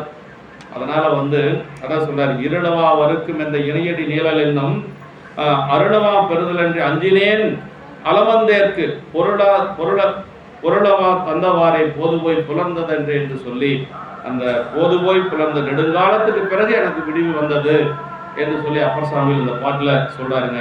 அடுத்த திருப்பாட்டு அருமையான பாட்டு. நம்ம எப்படி நடந்துக்கணும், நம்ம உள்ளத்தை எப்படி வச்சுக்கணுங்கிறத சொல்றாருங்க. அதாவது சிவானந்த அனுபவத்தை சொல்றாரு. என்ன சொல்றாரு பாருங்க, மெய்மையாம் உளவை செய்து அப்படின்னு. நமக்கு நம்ம மனசு இருக்குது, இந்த மனசுல என்ன செய்யணும், உண்மை அன்பு என்று சொல்ல, அதாவது ஒரு என்ன சொல்றாருன்னா, ஒரு விவசாயம் செய்யற மாதிரி, ஒரு உழவு செய்யற மாதிரி சொல்றாரு. நம்ம மனசுல இருக்கக்கூடிய மெய்மையாம் உழவை செய்து, ஒரு விவசாயம், ஒரு காடுன்னு வச்சுக்கங்களேன், அதுல எதை விதைக்கணும், உண்மை என்று சொல்லக்கூடிய பெருமானிடத்தில் இருக்கக்கூடிய அன்பை நம்ம விதைக்கணும். அப்புறம் பொய்மையாம் கலையை வாங்கினார், விருப்பன வித்தை வித்தினர். விருப்பன வித்தைனா அன்பு என்று சொல்லக்கூடிய விதையை ஊன்றினர். முதல்ல மெய்மையாம் உழவை செய்து, அப்புறம் விருப்பனும் வித்தை வித்தினர், அன்பு என்று சொல்லக்கூடிய விதையை அதுல ஊன்றி, அப்புறம் என்ன சொன்னாரு, பொய்மையாம் கலையை வாங்கினர். நமக்கு என்ன பொய்மைன்னா என்ன அப்படின்னா, நமக்கு இருக்கக்கூடிய ஆணவம், கண்மம், மாயை, இந்த நான் தான் பெரியாள், எனக்கு மேல யாரும் இல்லை அப்படிங்கிற அந்த ஒரு ஆணவமெல்லாம் இருக்குது பாருங்க, அதெல்லாம் முதல்ல நீக்கணும். ஏன்னா அந்த உழவு செய்கின்ற பொழுது, அந்த மெய்மையாக உழவு செய்கின்ற பொழுது, இந்த பொய் என்று சொல்லக்கூடிய நமக்கு இருக்கக்கூடிய தன்முனைப்பு முதல்ல போகணுங்க. சைவத்தில் ரொம்ப ரொம்ப முக்கியம் என்னன்னா தன்முனைப்பு போகணுங்க. அதுக்கு ஒரே ஒரு உபாயம் என்ன தெரியுங்களா, திருத்தொண்ட தொகை ஒன்று தான். திருத்தொண்ட தொகை பாடினா இல்லை திருத்தொண்ட தொகையை படித்து உணர்ந்தால் மட்டும்தான் நமக்கு அந்த தன்முனைப்பு போகும், இல்லைன்னா போகவே போக. ஆமாம், தன்முனைப்பு போகணும்னா ஒரே வழி திருத்தொண்ட தொகை பற்றி ஐயா பேசியிருந்தாங்க. நம்ம திருக்கூட்ட இதுல எல்லாம் அனுப்பிச்சிருந்தேன், ஒரு 100 பேர்த்துக்கு அனுப்பிச்சிருப்பேன் நேற்று. ரொம்ப ரொம்ப பிடிச்சது. ஆமாம், 796 பதிகம் மொத்தம் தேவார பதிகங்கள். 795 பதிகத்தையும் உள்ளடக்கிய ஒரு பதிகம் இருக்குதானா இருக்குது அப்படின்னாரு ஐயா. என்ன பதிகம்னா திருத்தொண்ட தொகை அப்படின்னாரு. நம்ம துன்பம் நீங்கிறது வேற ஒன்றும் வேண்டாம், திருத்தொண்ட தொகை படிக்கணும். என்னால் ஒரு நாளைக்கு ஒரே ஒரு பதிகம் தான் படிக்க முடியும் சாமி, எனக்கு நேரமெல்லாம் இல்லை அப்படின்னா அந்த ஒரே ஒரு பதிகம் திருத்தொண்ட தொகையாக இருக்கணும். ஆமாம், வள்ளுவ பெருமான்கிட்ட போய் ஒருத்தன் கேட்டானா, என்னால் உலக அறங்கள் எல்லாம் செய்ய முடியாது, ஒரே ஒரு அறம் தான் செய்யணும், அது எதுன்னு சொல்ல அப்படின்னு சொல்லி கேட்டாங்களாம். வள்ளுவ பெருமான் சொன்னாராம், ஒன்றாக நல்லது கொல்லாமை அப்படின்னா, உலகத்தில் உயிர்களை கொல்லாமல் இருக்கிற ஒன்று போதும் அப்படின்னாராம். அப்புறம் மீண்டும் இன்னொன்று நீ கேட்டதுக்காக சொன்னேன், இன்னொன்று நான் கூட சொல்கிறேன் அப்படின்னு சொல்லி சொன்னாராம், மற்றதன் பின்சார பொய்யாமை நன்றுனார். பாருங்க, அப்போ உலகத்தில் நல்லது என்னன்னா உயிர்களை கொல்லாமல் இருக்கிறது, இன்னொன்று பொய் பேசாமல். இதெல்லாம் பெரியவங்க நமக்கு அது பொதுமறையாக இருந்தாலும் கூட அந்த உயிர் கொலையை எந்த இடத்துலையுமே அவர் நியாயப்படுத்தலைங்க. பொய் கூட பேசலாம்னு சொல்றாரு. நன்மை, அதாவது குறை தீர்ந்த நன்மை எடுத்து பொய்மை, நல்லா அந்த திருக்குறள் வரும், வாய்மையும் பொய்மை எடுத்து. ஆமா, பொய் கூட பேசலாங்கிறார். 4 பேர்த்துக்கு நன்மை கிடைக்குன்னா பொய் பேசலாங்கிறார். ஆனா உயிர்களை கொல்ல சொல்லி எந்த இடத்துலையுமே சொல்லலை. ஆமா, அது வள்ளுவ பெருமான் அதுல ரொம்ப இருக்கு. அது மாதிரி நமக்கு அப்பர் சாமியில் என்ன சொல்றாருன்னா, பொய்மையாம் கலையை வாங்கினார். அப்புறம் என்ன சொல்றாரு, பொறையனும் நீரை பாய்ச்சினார். ரொம்ப பொறுமை அப்படிங்கிறது ரொம்ப ரொம்ப முக்கியங்க. பொறை அப்படிங்கிறது ரொம்ப முக்கியம். சைவத்துல சும்மா வெந்து விழுந்தோன்னு வைங்களேன், யாரும் நம்ம பக்கத்தில் இருப்பாங்க, தெரிச்சு ஓடிடுவாங்க எல்லாம். ஐயோ சாமி அங்க வேண்டாம் அப்படின்னு சொல்லி, இல்லைங்களா? எல்லாத்தையும் பார்த்தா அன்பா இருக்கணும், ஒரு பொறுமையா இருக்கணும், இல்லைங்களா? அப்பதான் சாமி உள்ள இருப்பார். சாமி உள்ள இருக்கிறார் அப்படின்னா, பெரியவங்க எல்லாம் இருக்கிறாங்க அப்படின்னா அந்த சாந்தமா ஒரு பொறுமையா இருக்கணும். அதான் பொறையனும் நீரை பாய்ச்சி அப்படின்னாரு. அப்புறம் என்ன சொல்றாரு, தம்மையும் நோக்க கண்டு தகவலும் வேடியிட்டுனார். தம்மையும் நோக்க கண்டுனா முதல்ல நம்ம யாரு, சாமி யாரு, நமக்கும் சாமிக்கு இருக்கக்கூடிய உறவு என்ன, இதுக்கு பேர் ஆன்ம தரிசனம்னு பேருங்க. தசகாரியத்துல தான் இதெல்லாம் வருது, ஆன்ம தரிசனத்துல தான் வருதுங்க. நம்ம யாருன்னு முதல்ல தெரியணும், அப்புறம் நம்ம யாருன்னு தெரிஞ்சாதான் அவன் யாருன்னு தெரியும், இல்லையா? அதாவது கருத்தாட்கொண்ட புராணத்துல சாமியே பாட சொல்லிட்டாருல்ல, நமக்கும் அன்பின் பெரிய சிறப்பிற்கு அர்ச்சனை பாட்டையாகும் ஆதலால் மண்மேல் நம்பி சொற்றமில் பாடுகின்றார். சுந்தரர்கிட்ட சாமி கேட்கிறாரு, பாட வேண்டியதானே? சுந்தரர் பாடினாரா? போதிலாமதே குணப்பெருங்குன்றே நாயினேன் யாதினை அறிந்து என் சொல்லி பாடுகிறேன். உங்களுடைய பெருமை என்ன, என்னுடைய சிறுமை என்ன, நான் எப்படி சாமி உங்களை பாட முடியும் அப்படின்னா, அதுதான் தம்மை நோக்குதல் அப்படிங்கிறதுங்க. நம்மளுடைய தகுதி என்ன, நம்மளை ஆட்கொண்ட சிவபெருமானுடைய தகுதி என்ன அப்படிங்கிறது முதல்ல தெரிஞ்சுக்கணும், இல்லைங்களா? அப்பதான் அந்த அன்பு நமக்கு தெரியுங்க. அது எங்க இருக்குது, மலைக்கு இருக்குது, நம்மளுடைய கீழ்மை மடுவுக்கு இருக்குது. ரெண்டும் மேட்ச் ஆகுமா அப்படின்னா சாமியினுடைய பெரும் கருணையினால தான் ஆயிருக்குது. நம்மளுடைய திறமையினால எல்லாம் ஒன்றும் ஆகலை. நமக்கு என்னமோ பெரியவன், நம்மளுடைய திறமையினால எல்லாம் சாமி நம்மளை ஆட்கொள்ளலை. ஏதோ அவனுடைய கருணை அதனால நம்மளை ஆட்கொண்டிருக்கிறார். அதான் சொல்றாரு, தம்மையும் நோக்கி கண்டு தகவனும் வேலையிட்டு அப்படின்னாரு. சரி, 2 பேரும் இருக்கிறோம், சாமி இருக்கிறாரு, நம்ம இருக்கிறோம், இடையில எதுவும் வந்து பூந்துடக்கூடாது இல்லைங்களா? அப்படின்னா உலகில் இன்ப துன்பங்கள் எல்லாம் வராம பார்த்துக்கணும். அதான் தகவனும் வேலியிட்டு அப்படின்னாரு. அப்படி வேலியிட்டு செம்மையில் நிற்பராகில் சிவகதி விளையும் என்றார். அப்படியே அந்த சிவகதி என்று சொல்லக்கூடிய பயிர் எப்ப விளையும்? அப்பதான் விளையுங்க. இப்படி எல்லாம் செஞ்சாதான் விளையும். அதுக்கு என்ன சொல்றாரு? அதை மெய்மையாம் உழவை செய்து விருப்பன வித்தை வித்தி பொய்மையாம் கலையை வாங்கி பொறையனும் நேரை பாய்ச்சி தம்மையும் நோக்க கண்டு தகவனும் வேலியிட்டு செம்மையும் நிற்பராகில் சிவகதி விளையும் என்றார். எப்போ சிவகதி வரும்னா அப்பதான் வருங்க, இல்லைன்னா ஒன்றும் வராது. நம்ம இத்தனை வேலை இருக்குது, உள்ளுக்குள்ள செய்ய வேண்டிய வேலையே இத்தனை இருக்குது. அதுக்கு பிறகு நாம பின்ன வெளியில சிவபூசை பண்றது, திருமுறை படிக்கிறது, அடியாரம் வணங்குறதெல்லாம் அதுக்கெல்லாம் அப்புறம். உள்ளுக்குள்ள செய்யற வேலையே முதல்ல இத்தனை வேலை இருக்கு. இதெல்லாம் செஞ்சாதான் சாமி வந்து உள்ளுக்குள்ள இருப்பாருங்க. எப்ப சிவகதி வரும்னா இதெல்லாம் செஞ்சாதான் சிவகதி வருங்க. அதான் இந்த பாட்டு மெய்மையா உள்ள. இதெல்லாம் எப்போ பாடி இருக்கிறார் பாருங்க அப்பர் சுவாமிகள். எல்லாம் முடிஞ்சு கடவுளேன்னு போய் அங்க உட்கார நேரத்துல பாடி. புகழூர்ல இருந்து எங்கேயும் போறதில்லை, நீ அவ்வளவுதான். புகழூரோட திருவடி அடைய போறார். திருவடி அடையக்கூடிய நிலையில பாடி. ஆமா, கைலாயம் போனவர் அப்படியே போயிருந்தாருன்னா இந்த பதிகமெல்லாம் நமக்கு கிடைச்சிருக்குமா என்ன? அங்க என்ன சொன்னார் கைலாயத்துல? ஏன் சாமி கைலாயம் போக முடியலைங்கிறது காரணம் சொன்னார் இல்லைங்களா? அன்னதன்மையர் கையிலே அணைவதற்கு அருளார் மண்ணு தீந்தமிழ் பூயின் மேல் பின்னையும் வலுத்தனர். இதுதான் காரணம். இந்த பதிகமெல்லாம் நமக்கு கிடைக்காதே போயிருக்குமே.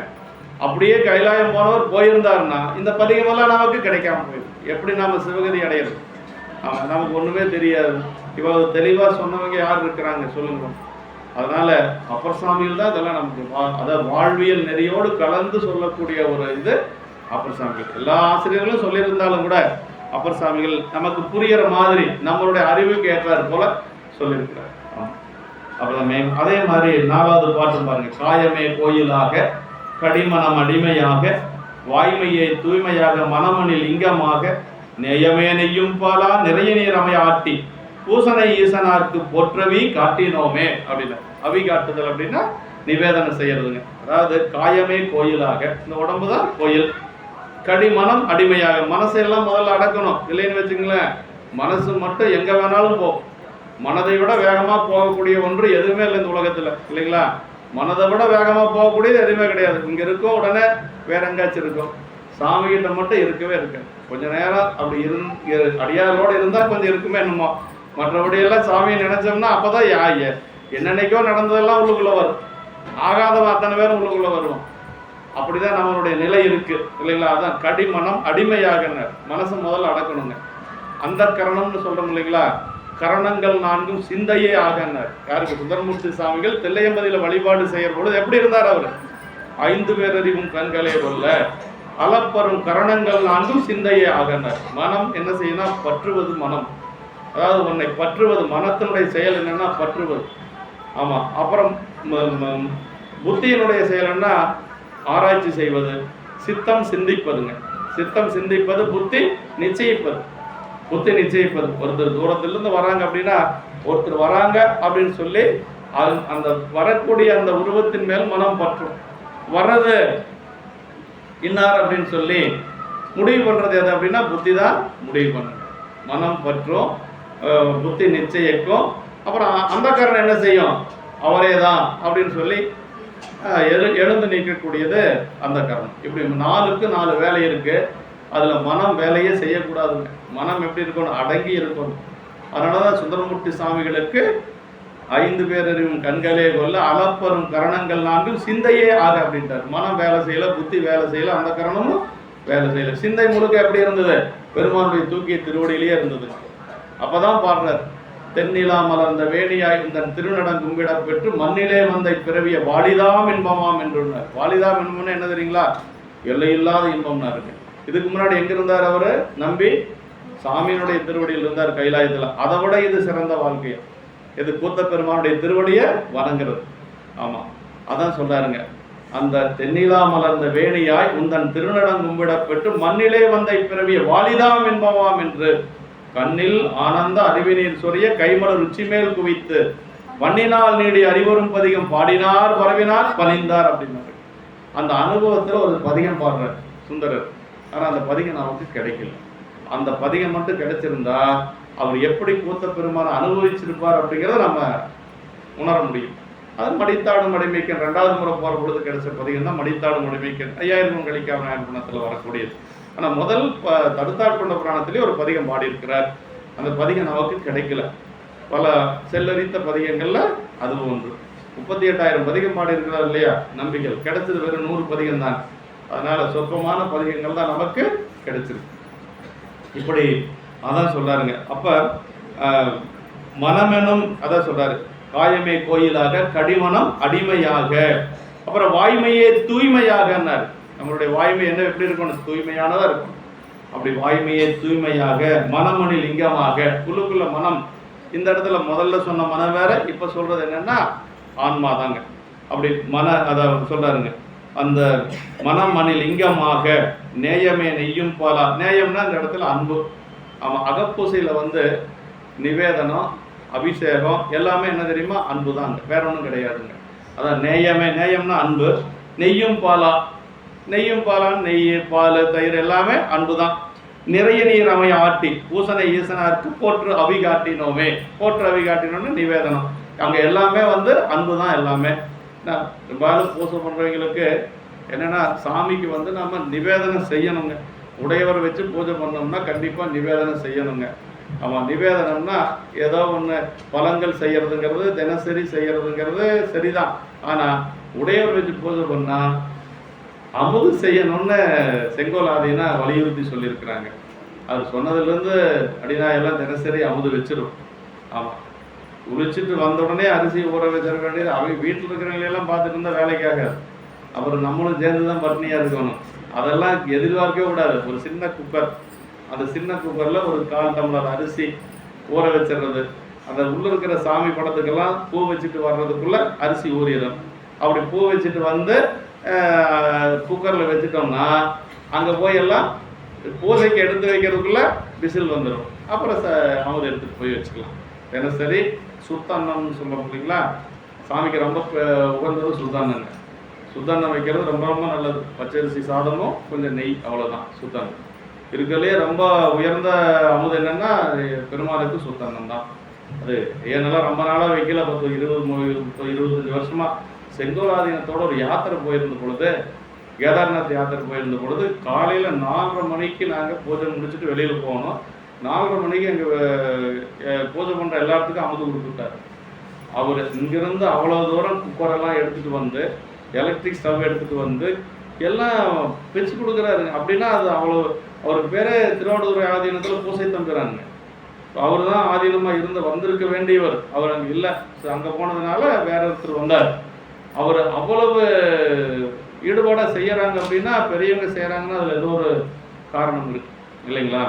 எங்கள் ரூம் எல்லா ரூமுக்கும் யார் யார் பூஜை பண்ணுறாங்கன்னு கேட்டு வச்சுக்குவாரு. முந்தினால 10 பேர் பூஜை பண்ணுறாங்கன்னா 10 பேர்த்துக்கு அமுது வந்துடும். அவர் இலையில கொண்டு அவர் டிரைவர் முடிவாருவார், சாமி நைவேத்தியம் கொடுத்து விட்டாருங்க அப்படின்னு சொல்லி.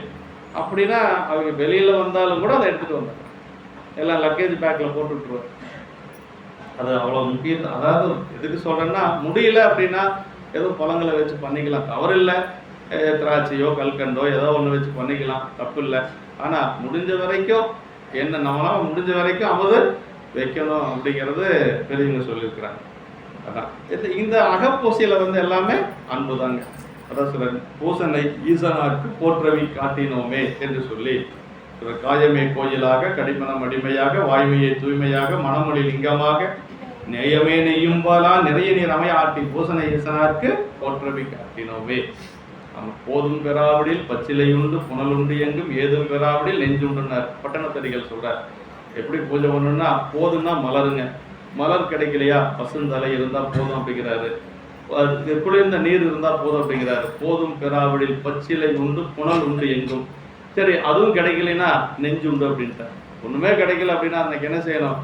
சாமியே அப்படி உட்கார்ந்து பெருமானே இன்னைக்கு இதுதான் முடிஞ்சது அப்படின்னு சொல்லி செய்யலாம். அதில் ஒரு லூப் ஹோல்ஸ் கொடுத்துருக்கிறார், பட்டணத்தடிகள் கொடுத்துருக்கிறார். கடைசியாக கண்ணை மூடுற வரைக்கும் சாமியை விடக்கூடாதுன்னு அப்பர் சாமி தான் பாடுறாரு இல்லைங்களா? பலன தேவாரத்தில் பாடுறார்.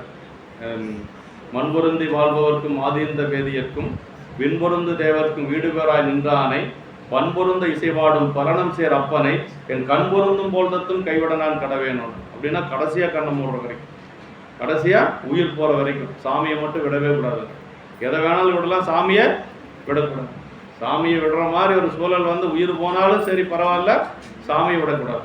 அதுதான் அப்பர் சாமி எங்க குருநாதர் ஐயா தீக்க வாங்குறதுக்கு கொடுக்குற பொழுது இந்த பாட்டை சங்கல்பமா சொல்லித்தான் கொடுப்பார். ஆமா, காயமே போய் இந்த இது மண்பொருந்தி வாழ்பவர்க்கும் மாதிர்ந்த வேதியர்க்கும் விண்பொருந்து தேவர்க்கும் வீடு பேராய் நின்றான். அப்படின்னா விண்ணுலகத்தவருக்கும் அவர் தான் வீடு பேரு, மண்ணுலகத்தவருக்கும் சாமி தான் வீடு பேரு. அப்படி வீடு பேராய் நின்றானை பண்பொருந்த இசைப்பாடும் பலனம் சேர் அப்பனை என் கண் பொருந்தும் போல்தத்தும் கைவிட நான் கடவேணும். அப்படின்னா அந்த மாதிரி உறுதி இருந்தால் தான் தீட்சை வாங்கணும். இப்போ சிவராத்திரி வருது, சிவராத்திரி தீக்கை வருவதற்கு உகந்த நாள். ஆனால் எல்லாரும் வாங்குறாங்கன்ட்டு நாமளும் ஓடி போய் வாங்கக்கூடாது. வாங்குனா கடைப்பிடிக்கணும், இல்லைன்னா வாங்கக்கூடாது. அடியனுடைய கருத்து அதுதான். எங்கள் ஐயா எல்லாரும் வாங்குங்க வாங்கும்பாரு. நான் அப்போவே சொல்லுவேன், உங்களை யாரும் கட்டாயப்படுத்தி வாங்க வைக்கிறதுல அர்த்தம் இல்லை. உங்களுக்கே பெருமான் மேலே ஆசை வரணுங்க, பெருமான் மேலே அளவற்ற அன்பு வரணும், ஆர்வம் அப்படிங்கிறது வேணுங்க. அதான் பெரும்புலர் காலை மூழ்கி பித்தருக்கு பத்தராகி அரும்போடு மலங்கள் கொண்டாங்கு ஆர்வத்தை உள்ளே வைத்துள்ளார். விரும்பினால் விளக்கு தூபம் விதியினால் இடவல்லாருக்கு. எப்படி இருப்பார் சாமி? கரும்பினில் கட்டி போல்வார் கடவுர் வீரட்டனாரினார். இந்த ஆர்வங்கிறது ரொம்ப முக்கியம். வீக்க வாங்கி நம்ம சரியா வழிபாடு செய்யலைன்னா குருநாதருக்கு சிரமம். நம்மளால குருநாதருக்கு துன்பம் வரலாமா? நினைச்சே பார்க்கக்கூடாது இல்லையா? ஆமா, அதனால நம்ம செய்யக்கூடிய துன்பங்கள் யாரை பாதிக்கும்? குருநாதர் தான் அதெல்லாம் ஏற்றுக்கூடிய ஆள். நம்மளால ஏற்றுக்க முடியுமா? ஏற்றுக்க முடியாது. அதனால நமக்கு தீட்சை கொடுத்த குருநாதருக்கு துன்பம் வருதுன்னா என்ன அர்த்தம்? நம்ம சரியா நெறியில் இல்லைன்னு அர்த்தம். அவங்கெல்லாம் சரியா தான் இருக்கிறாங்க, அவங்க மேல எந்த தவறும் இருக்காது. ஏன்னா இறைவனே தான் குருநாதரா வர்றாரு. அதுக்கு மேல அவங்க இந்த துன்பத்தை அனுபவிக்கிறாங்கன்னா நம்மளுடைய துன்பத்தை அவங்க அனுபவிக்கிறாங்க, வேற ஒன்றும் இல்லை. நம்மளுடைய துன்பத்தை அவங்க அனுபவிச்சுக்கிறாங்க. அவங்க அப்படி அனுபவிக்கலைன்னா இன்னும் நிறைய நம்ம தாங்க முடியாத துன்பங்கள் நமக்கு வந்துடும். நமக்கு தாங்க முடியாத வரக்கூடிய துன்பத்தை கருணையோடு அவங்க அனுபவிச்சுக்கிறாங்க, வேற ஒன்றும் இல்லை. அதுதான் ரொம்ப அவங்க எப்படி அனுபவிப்பாங்க அப்படின்னா, ஒரு கஷ்டம் இல்லாமல் அனுபவிப்பாங்க. கஷ்டம் இல்லாமன்னா பரவாயில்ல அப்படின்னு சொல்லி ஏற்றுக்குவோம். சாமிக்கு கண் இருக்குதா அப்படியெல்லாம் சொல்ல மாட்டாங்க. நம்மளாம் இருந்தால் ஒரு 3 பிரதோஷத்துக்கு வந்து நினச்சது நடக்கலன்னு வைங்களேன், அவ்வளோதான், பிரான்ச்சே நம்ம மாற்றிடுவோம். சரி வேற கோயிலுக்கு போய் பார்க்கலாம் அப்படின்னு சொல்லி. அப்படியெல்லாம் அவங்கெல்லாம் இல்லை. அதனால் நம்ம வந்து நெறிப்படி இருந்தால் தான் அவங்க நல்லா இருக்க முடியும். அதையும் நம்ம மனசில் வச்சுக்கணுங்க. கடைசியாக 10வது பாட்டில் சொல்லாரு, நடுவிழா காலன் வந்து நணுகும் போது அறிய ஒன்னா அடுவன 5 போதம் அவை தமக்கு ஆற்றலாகேன் படுவன பலவும் குற்றம் பாங்கிலா மனிதர் வாழ்க்கை கெடுவதையும் பிறவி சீசி கிளறொளி சடைய நேரு என்று சொல்லி, அதாவது மனித வாழ்க்கையினுடைய இழிவை நோக்கி சொல்றார். நம்மளை பார்த்து என்ன சொல்றாரு அப்படின்னா, அப்பர் சாமி அந்த இழிவை நோக்கி இறங்கியது அப்படிங்கிறார். நடுவிழா காலன் வந்து நணுகும் போது அறிய பண்ணும். நம்முடைய காலன் நம்மளை வந்து அணுகுகின்ற பொழுது நம்ம அறிய முடியாம தவிக்கிறோம். அப்புறம் 5 பூதங்களும் வந்து நம்மை தாக்குகின்ற பொழுது ஆற்றல் ஆகியன் அப்படிங்கிறாரு. படுவன பரவும் குற்றம் பாங்கிலா மனிதர் வாழ்க்கை கெடுவதைய பிறவி அப்படின்னா, இந்த பிறப்பு எப்ப நீங்க போகுது என்று சொல்லி சீசி கிளறுடைய சடைய நீர் என்று சொல்லி, அப்படிப்பட்ட இந்த இந்த பிறப்பு அந்த காலனை கண்டா நாங்க பயந்துக்கிறோம். அப்புறம் பெரும்பால நினைக்கிறது இல்லை. ஆமா, அப்படி நணுகும் போது அறிய ஒன்னா அடுவன 5 பெரும்பால நினைச்சா அந்த துன்பம் நீங்கிடும். ஆனா நம்ம நினைக்கிறது இல்லை. அது இன்னொரு பதிகத்திலே வருது, அடுத்த திருப்பதிகத்திலே வருதுங்க. நம்ம பெருமான கடைசியா அவர் வந்து விண்ணப்பம் என்ன வைக்கிறார் அப்படின்னா, பெருமானே இந்த உயிர் போற பொழுது இந்த உயிர் எங்க போகுதுன்னு எனக்கு தெரியாது. நான் உயிர் போற பொழுது உன்னதான் நான் நினைச்சிட்டு இருப்பேன். ஆனா நீ என்ன செய்யணும், உயிர் போன பின்னாடி என்ன நீ மறந்துடாத அப்படின்னு சொல்றாரு. அவருக்கு உயிர் போனதுக்கு பிறகு நம்ம எங்க போறோம் நம்மளுக்கு என்ன தெரியும்? வினையின் காரணமா எங்கேயோ போறோன்னு வைங்களேன், அந்த நேரத்தில் நீ என்ன மறந்துடாத சாமி அப்படின்னு சொல்லி பின்னாடி வரக்கூடிய பதிகத்துல அப்பர் சாமிகள் வந்து பெருமான்கிட்ட விண்ணப்பம் வைக்கிறார். அடுத்த திருப்பதிகமா கடம்பகல், இதுவும் தனி நேரிசை தான். கடும் பகல் நட்டமாடி கையில் ஒரு கபாலம் ஏந்தி, இது சிவானந்த அனுபவங்களை தான் சொல்றாரு. எத்தனாவது பதிகம் பாருங்க. சரி கடும் பகல் நட்ட பாருங்க.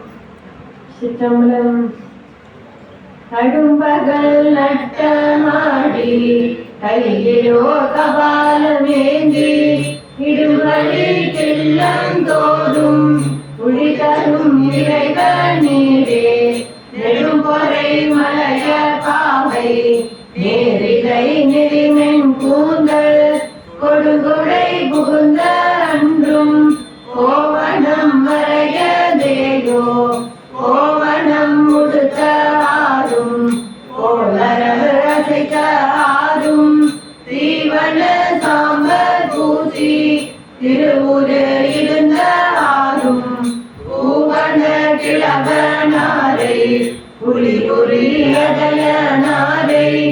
ஏவன சிலையினாரை யாவரே எழுதுவாரே விளக்கினால் பெற்ற இன்பம் விளக்கினால் பதிற்றியாகும் துலக்கினல் மலத்தோடு தாழ் சூரியவின் நேரலாகும் விளக்கிட்டார் பேரு சொல்லி மெய்யெறி ஞானமாகும் அளவில கீதம் சொன்னாக்கு அடிகதா மருந்துமாறே கண்ணுடன் சடையில் வைத்த சங்கரன் சாமவேதி அந்தர தமர பெம்மான் ஆனல் வெல்லூதியாந்தன் மந்திரம் நம சிவாய ஆகடீரடிய பெற்றால் வெந்தரும் வினையும் நோயும் பெருவரல் விரவி கன்றே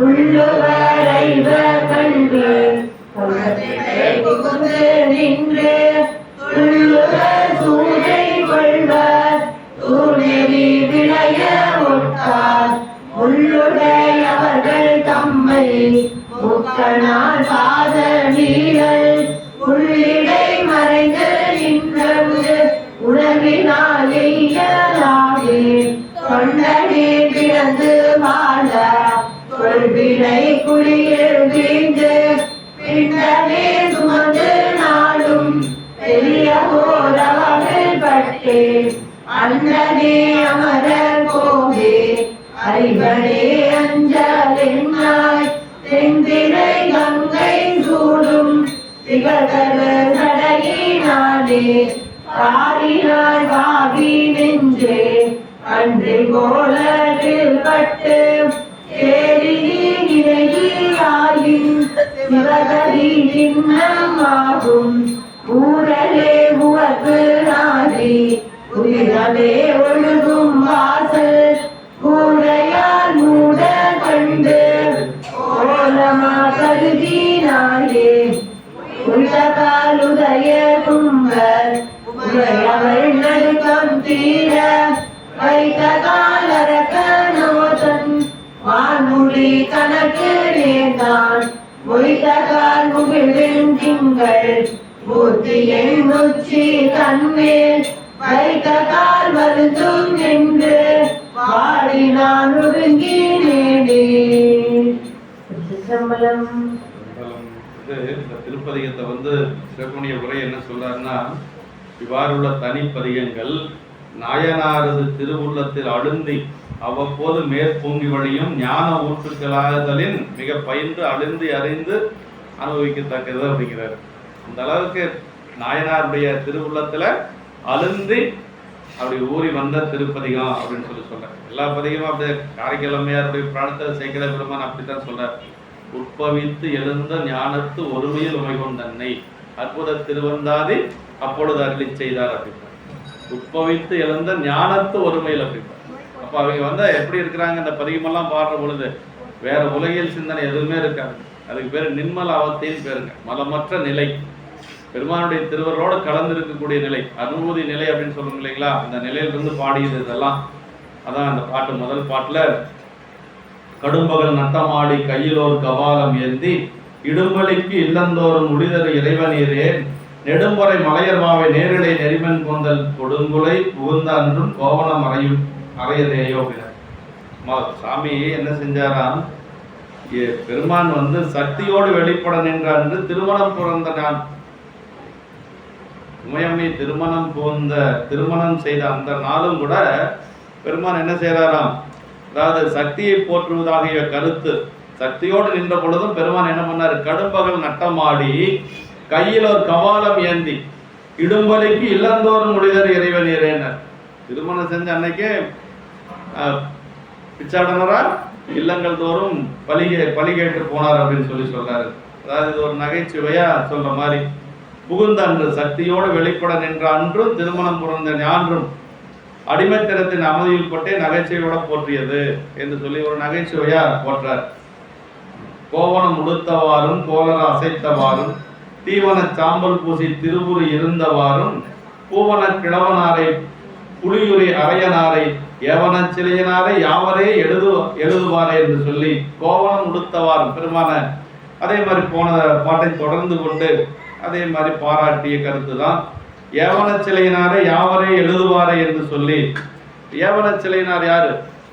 திரிபுரங்களை எல்லாம் எரித்த சிவபெருமான். ஏவன சிலையினாரை யார் தொடர்ந்து எட்ட வல்லார்னு தர்த்தார் கொண்ட புராணத்துல வருது. சுந்தரர் அப்படி இந்த காவணத்துல துரத்திட்டு போவார் இல்லைங்களா, ஆவணத்தை பிடுங்கி கிழிக்கிறதுக்காக. அப்ப சொல்றாரு, வேற யாராலையும் முடியாது, சுந்தரால தான் முடியும். ஏவன சிலையனாரை யார் தொடர்ந்து எட்ட வல்லார் அப்படின்னு சொல்லி அங்க வரும் தருத்தார் கொண்ட புராணத்துல. சுந்தரரை தவிர யாராலையும் சாமி துரத்த முடியாது இல்லைங்களா, அங்க சொல்றாரு. அதே மாதிரி இங்க என்ன சொல்றாரு? ஏவன சிலையினாரை யாவரை எழுதுவாரே அப்படின்னா அவருடைய பெருமைகளை யாரும் முழுமையா சொல்ல முடியாது என்று சொல்லி, பூவன கிழவனாரை என்று சொல்லி எல்லாம் பெருமானை இந்த பாட்டுல சொல்றாருங்க. அடுத்த திருப்பாட்டு, விளக்கினால் பெற்ற இன்பம் எழுக்கினால் பதிற்றியாகும், துளைக்கினன் மலத்தொடுத்தால் தூயவின் நேரலாகும், விளக்கிட்டார் பேரு சொல்லின் மெய்நெறி ஞானமாகும், அளப்பில கீதம் சொன்னாருக்கு அடிகள் தான் மருடுமாறு என்ன. இது இதெல்லாம் சொல்றாரு. சரியை தொண்டையெல்லாம் சொல்றாரு. முதல்ல திருவலகு, திருமலுக்கு, திருமாலை, திருவிளக்கு, திருப்பாட்டு என்பனவாய் சரியை நெறிகளின் பயன் எடுத்து காட்டி வலியுறுத்தப்பட்டது. விளக்கினால் பெற்ற இன்பம்னா திருவலகிட்டு திருமுற்றத்தை விளக்கினவர், திருவிளக்கு திருப்பணி செய்து பேரடைந்த நம்நேந்தியடிகள், இதெல்லாம் அதாவது விளக்கினால் பெற்ற இன்பம் மெழுக்கினால் பதிற்றியாகும் அப்படின்னா இன்னொரு முறை எப்படி சொல்லுவாங்கன்னா, இப்போ கோயில் கூட்டுறோம், அப்படி கூட்டுறதுனால வரக்கூடிய பயன் மெழுகிறதுனால 10 மடங்கு பலன் கிடைக்கும் அப்படிங்கிறார். அப்புறம் மறுபடியும் என்ன சொல்றது அப்படின்னா, துளைக்கினன் மலர் தொடுத்தால் தூயவின் நேரலாகுன. துளைக்கினன் மலர்னா நல்ல அன்றளர்ந்த மலர்களை பறித்து பெருமானுக்கு சாற்றுகின்ற பொழுது விண்ணுலகத்துக்கு போகலாம் அப்படின்னு சொல்றார். அப்புறம் விளக்கிட்டார் பேரு சொல்லி மெய்ஞர் ஞானமாகும். ஆலயத்துல திருவிளக்கிடுவது நல்ல ஞான நெறி கிடைக்கும். நமக்கு நம்நேந்தியடிகளுடைய புராணம் உணர்த்துவது என்னன்னா, திருவிளக்கிடுவது ஒரு பெரிய புண்ணியம். சிவாலயத்துல திருவிளக்கிடுவது ரொம்ப முக்கியம். நல்ல ஞானம் கிடைக்கும். கடைசியா சொல்றாரு பாருங்க, அளப்பில கீதம் சொன்னாருக்கு அடிகள் தான் அருளுமாறு. ஒவ்வொன்றுக்கும் ஒரு பலன் இருக்கு. அதுல கீதம் அப்படின்னா திருமுறை இல்லைங்களா. அப்படி கீதத்தை மிகப்பாடும் அடியார்கள் குடியாக பாதத்தை தொழ நின்ற பரஞ்சோதி பயிலுமிடம், வேதத்தின் மந்திரத்தால் வெண்மணலே சிவமாக போதத்தால் வழிபட்டான் புல்லருக்கு வேலூர் ஞானசம்பந்த பெருமானுடைய தேவம் இல்லைங்களா. அப்ப அந்த கீதம் அப்படிங்கிறது என்னன்னா திருமுறை. திருமுறை பாடுனா சாமி என்ன கொடுப்பாரு? என்ன கேட்டாலும் கொடுப்பார். அதான் அப்பர் சாமி சொல்றாரு. அதை சொல்றாரு, அளப்பில கீதம் சொன்னாருக்கு அடிகள் தான் அருளுமாறு, என்ன வேணாலும் கொடுப்பார். அதனால நமக்கு முக்கியம் என்னன்னா, பதிகம் பாடி பெருமாண்ட விண்ணப்பம் வைக்கணும். அப்படி ஒவ்வொரு தொண்டையும் சொல்றார். சரியை தொண்டிலிருந்து அப்புறம் திருவிளக்கு கிட்டு அதற்கு பிறகு பதிகம் பாடுற வரைக்கும் சொல்றார். சந்திரர் சடையில் வைத்த சங்கரன் சாமவேதி அந்தரத்து அமரர் பெருமான் ஆழ்வெல் ஊர்தியாந்தன் மந்திர நமச்சிவாயவாக நீரணிய பெற்றால் வெந்தரும் வினையும் நோயும் வெவ்வலல் விறகிட்டன்று என்று சொல்லி மந்திர நமச்சிவாய ஆக நீரணிய பெற்றால் அப்படின்னு. வெறுமனே திருநீர் பூசக்கூடாதுங்க. திருநீர் எடுத்தா எப்படி சொல்லணும்? சிவாய நம என்று நீரணிந்தேன் தருவாய் செவகதினை பாதிரி புலியூர் அரங்க இல்லைங்களா. ஆமா, எப்பொழுதும் சிவாய நம சொல்லித்தான் திருநீர் எடுக்கும். நமச்சிவாய அல்லது சிவாய நம சொல்லி, வெறுமனே திருநீர் பூசக்கூடாது. எடுத்தோம்னா சிவாய நமன்னு நம்ம வாக்குல வந்துடணும். அஞ்சலத்தை சொல்லி திருநீர் பூசணும். திருக்கையிலை குன்றுடையான் திருநீட்டை அஞ்சலத்தை ஓதி கொடுத்தார் திலகவதி அம்மா இல்லை, நமக்கு பிரமான். அம்மா சும்மா திருநீர் பூசல, என்ன பண்ணாங்க? அஞ்சலத்தை சொல்லி பூசினாங்க அப்பர் சாமிகள். அதான் சொல்ற மந்திர நமச்சிவாயவாக நீரணிய பெற்றால் என்ன கிடைக்கிறோம்? வெந்தரும் வினையும் நோயும் வெவ்வாறு விறகிட்டன்றே என்று சொல்லி உடனே நமக்கு இருக்கக்கூடிய அந்த திருவைந்தெழுத்தாகிய மந்திரத்தை விதிப்படி எண்ணி திருநீர் இடுதல் வேண்டும். பெறுதலின் அருமை குறித்தது. வினையும் நோய், வினையும் அது காரணமாக வரும் நோயும் என்று சொல்லி சொல்றாரு. அப்பர்சாமி சொல்றாரு இல்ல, விண்ணொரு அடுக்கிய விறகின் வெவலல் புண்ணிய புகிலவை ஒன்றுமில்லையாம் பண்ணிய உலகினில் பயின்ற பாவத்தை நன்னி நின்றறுப்பது நமச்சிவாயவன். அப்படின்னா பண்ணிய உலகினில் பயின்ற பாவத்தை அப்படின்னு, பண்ணிய பாவம் பயின்ற பாவம்னு ரெண்டா எடுத்துக்கணும். பண்ணிய பாவம்னா நம்முடைய பழைய வினை இல்லைங்களா, பயின்ற பாவம்னா இப்ப நிகழ்வினை. இப்ப ரெண்டையுமே அறுத்துரும் அப்படின்னு சொல்லி சொல்றாரு. சஞ்சித வினையும் போயிடும், பிராரத்த கர்மமும் போயிடும். ஆமா, சஞ்சிதம் பிராரத்தம் போயிருச்சுன்னா ஆகாமியத்துக்கு இடம் இல்லை. ஆகாமிங்கிறது எதிர்வினை தானே. அதாவது பண்ணிய உலகினில் பயின்ற பாவத்தை நன்னி நின்று அறுப்பது நமச்சிவாயம். எப்படின்னா அது விண்ணொரு அடுக்கிய விறகின் வெவலல் அப்படின்னார். அப்படின்னா ஒரு விண்ணளவுக்கு விறகு அடிக்கிருந்தாலும் ஒவ்வொரு விறகுக்கும் ஒரு தீக்குச்சி தேவையில்லை, ஒரே ஒரு தீக்குச்சி போதும். அது மாதிரி நம்மளுடைய பாவங்கள் அத்தனையும் போக்குவதற்கு ஒரே ஒரு மந்திரம் நமச்சிவாய மந்திரம் போதும். அதானே நமக்கு திரு நாட்டு சிறப்புல சொல்றாருங்க. அதாவது நாட்டு சிறப்புல என்ன சொல்றாருங்க, வீதிகள் விளைவினார்க்கும் விரும்பினல் விருந்தினார்க்கும் சாதிகள் நெறியில் தப்பா தனையரும் மனையில் தப்பா நீதிய புல்லுமாவும் மாவும் நிலத்திரு புல்லுமாவும் ஓதிய எழுத்தா மஞ்சும் உருவினி வரத்தா மஞ்சும். ஓதிய எழுத்தா மஞ்சும் உருவினி வர, ரெண்டும் அஞ்சு தான். இது அஞ்சு அது அஞ்சு. பிணிகள் வருவதற்கு அஞ்சும். ஏன் அப்படின்னா எழுத்து அஞ்சை ஓதுகின்ற பொழுது அப்படின்னு சொல்லி நாட்டு சிறப்பு சொல்றார். இப்ப திருவைந்தெழுத்தை சொல்லித்தான் நம்ம எந்த ஒரு செயலையும் சொல்லணும். நம்ம திருவைந்தெழுத்தை சொல்லித்தான் நமக்கு ஞானசம்பந்த பெருமான் பல்லக்கில் ஏறுறார். ஆமா, ஆதியார் அருள் ஆதலின் அஞ்செழுத்து ஓதி ஏறினார் உலக உலகலாம் என்று சொல்லி நமக்கு சேக்கிழ பெருமான் சொல்றாருங்க. அதே மாதிரி அஞ்செழுத்தை சொல்லித்தான் நம்ம எந்த ஒரு செயலையும் செய்யணும் அப்படிங்கிறது இந்த இதுல சொல்றார். இப்படி இந்த திருப்பதிகத்துல அவருடைய நாவுக்கரசு பெருமானுடைய ஒரு இதெல்லாம் சொல்லிட்டு வரேன். அடுத்த திருப்பதி அது பார்க்கலாம்னா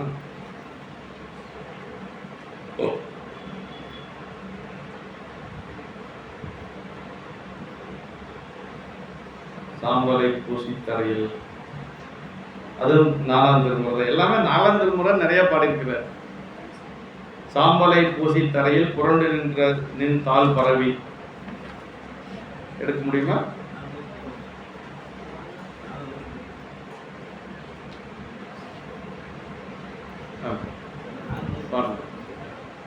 ஒரு 2 பாட்டு மட்டும் பாத்தீங்களா? முதல் பாட்டு கடைசி பாட்டு மட்டும். முதல் பாட்டு கடைசி பாட்டு. சாம்பலை பூசி தரையில்.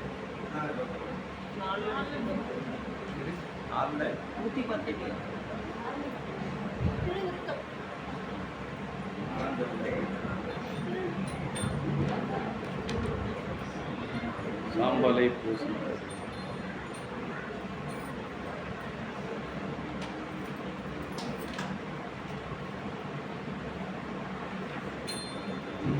சாம்பலை பூசி தரையில் புரண்டு நின்றாள் பரவி ஏமலி பார்கட்டு இறங்குகட்டாயில் கங்கை என்னும் சாம்பலை கும்படை தோழி கதிர்க்கும் மனமுலையே பாம்பலைக்கும் தலையாயமையாலும் பசுபதியே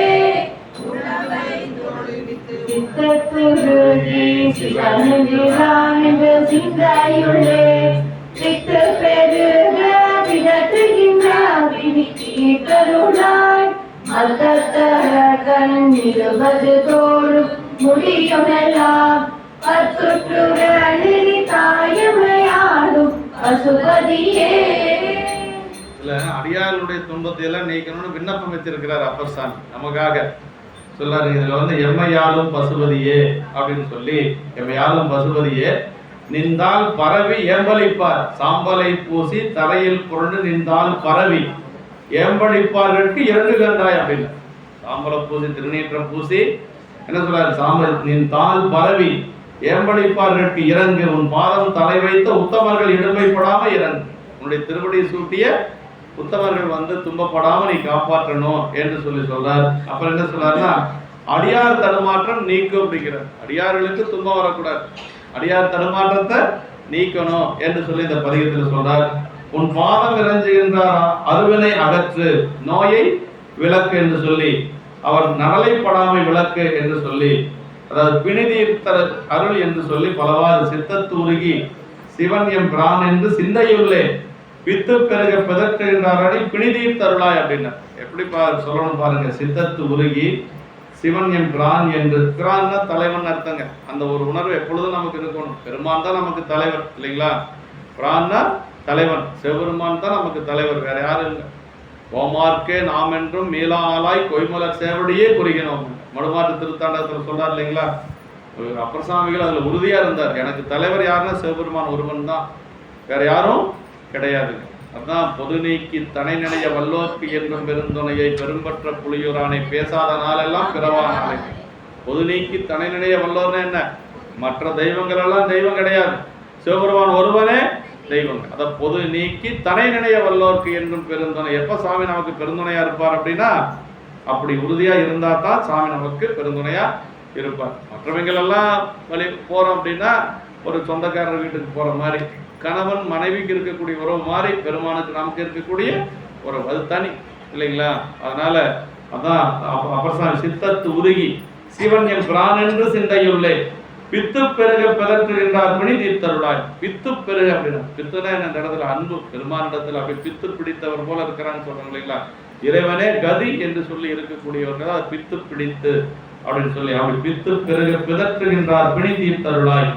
மத்தத்து அரக்கன் 20 தோறு முடியும் எல்லாம் 10 நெறித்தா எம்மை ஆது பசுமதி. இது ராவணனை தலையை நெறித்ததம் என்று சொல்றாரு. இப்படி அடுத்த திருவிருத்த இதோட பார்க்கலாங்களா? அடுத்த வாரம் பார்த்துக்கலாம். இதுல கொஞ்சம் நிறைய பாடல், நல்ல பொருளான பாடல்கள் இருக்குது. 7:50 ஆயிடுச்சு. அடுத்த வாரம் இந்த 2 பதிகத்தை பார்த்துட்டு அப்புறம் உள்ள போயிடலாம், சரியத்துக்குள்ள போய்க்கலாம். என்ன அடுத்த வாரம் சிவராத்திரி வர்றதுன்னா நான் வந்துடுறேன். நான் இரவு என்ன ஆமா சிவராத்திரி முடியாது. நான் கூட சனிக்கிழமை சிவராத்திரி நினைச்சிட்டேன். ஞாயிற்றுக்கிழமை தான் சிவராத்திரி. சரி விட்டுறலாம். அடுத்த வாரம் ஒரு வாரம் மட்டும் விட்டுறலாம். அதுக்கு அடுத்த வாரம் எப்பவும் போல வகுப்பு. என்னம்மா எங்க இல்லை நசீர் வகுப்பு நான் இல்லை, இந்த மாதமே இல்லை. சிவராத்திரி இருக்கிறதுனால அடுத்த மாதம் வச்சுக்க சொல்லிட்டேன். அது 3வது ஞாயிற்றுக்கிழமையே தானே வருது. அதனால அவர் வைக்கலான்னாரு, வைக்கல. எங்கள் இவரு மட்டும் வச்சிருக்காரு, வெங்கடாச்சல ஐயா மட்டும் அடுத்த வாரம் வகுப்பு வச்சிருக்காருங்க. அவர் காலையில் மட்டும்தான் வர முடியும், மதியம் வர முடியாது அப்படின்னு பார்த்துக்கலாம். அதுக்கு அடுத்த வாரம் வந்துடுங்க. சிவராத்திரிக்கு வந்து வாய்ப்பு இருக்கிற நண்பர்கள் இங்கே வந்து வழிபாடு செய்யுங்க. இல்லை அங்கங்கே வழிபாடு செய்யக்கூடிய நண்பர்கள் செய்யுங்க. முடிஞ்ச அளவுக்கு தூக்கம் விழிச்சிருங்க. ரொம்ப முடியாதவங்க சிரமப்பட வேண்டாம். ஏன்னா உடம்பை போட்டு ரொம்ப வருத்திட்டு துன்பப்படவும் வேண்டாம். விரதம் இருக்கிறது நல்லது தான், உடம்பை தகுந்த மாதிரி பார்த்துக்குங்க. ஆமாம், அடையன்னு இந்த வருஷத்துல இந்த ஒரு நாள் மட்டும்தான் இருப்பேன். அது ஐயா கூட தீட்சை கொடுக்கறது பக்கத்தில் இருக்கிறதுனால கொஞ்சம் ஐயாவே 80 வயசுல சாப்பிடாம இருக்கிறாருங்கிறதுனால நானும் சாப்பிடாம இருப்பேன். அதனால நீங்க வந்து வாய்ப்பு இருக்கிறவங்க இருங்க, இல்லைன்னா பரவாயில்ல. எதுவுமே ரொம்ப உடம்பை வருத்திட்டு வேண்டாம் இல்லைங்களா? ஆனால் 4 காலம் வழிபாடு செய்யுங்க, திருமுறை ஓதுங்க பெருமானை வேண்டி. எந்த கோயிலில் இருந்தாலும் சரி, வாய்ப்பு இருக்கிற நண்பர் இந்த பகுதியில் இருக்கிறவங்களும் இங்கே வந்துடுங்க. 4 கால பூஜை நடக்கும். சிவ பூஜை வாங்கினீங்க கண்டிப்பாக 4 கால சிவ பூஜை பண்ணணும். சிவதீக்க வாங்கினவங்க 4 கால சிவ பூஜை பண்ணணும். எளிமையாவது பண்ணணும். சாமிக்கு தீர்த்தமாவது விட்டு வில்லத்தையாவது போடணும். 4 காலம் பண்ணணும். நம்ம முதல் காலம் 7 மணிக்குள்ள முடிக்கணும். 2வது காலம் 11 மணிக்குள்ள முடிக்கணும். 3வது காலம் ஒரு 2 மணி 3 மணிக்குள்ள முடிக்கணும்.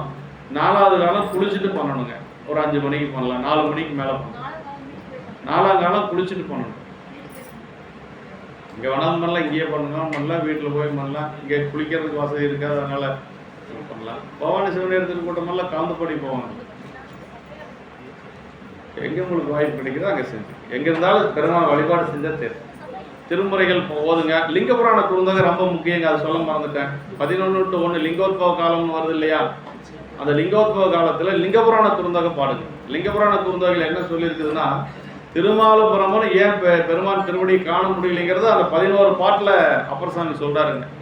பெருமான் மீது அன்பு கொண்டு அவர்கள் வந்து பெருமானை வழிபாடு செய்யலை, பெருமானுக்கு அன்போட மலர் பறித்து பெருமான் திருவடியில சாற்றலைங்கிறாரு. அப்புறம் என்ன சொல்றாரு, அதாவது அழகு கொண்டு கோயிலை கூட்டல, அப்புறம் சாணம் கொண்டு கோயிலை மெழுகல, அதனால பார்க்க முடியலைங்கிறாரு.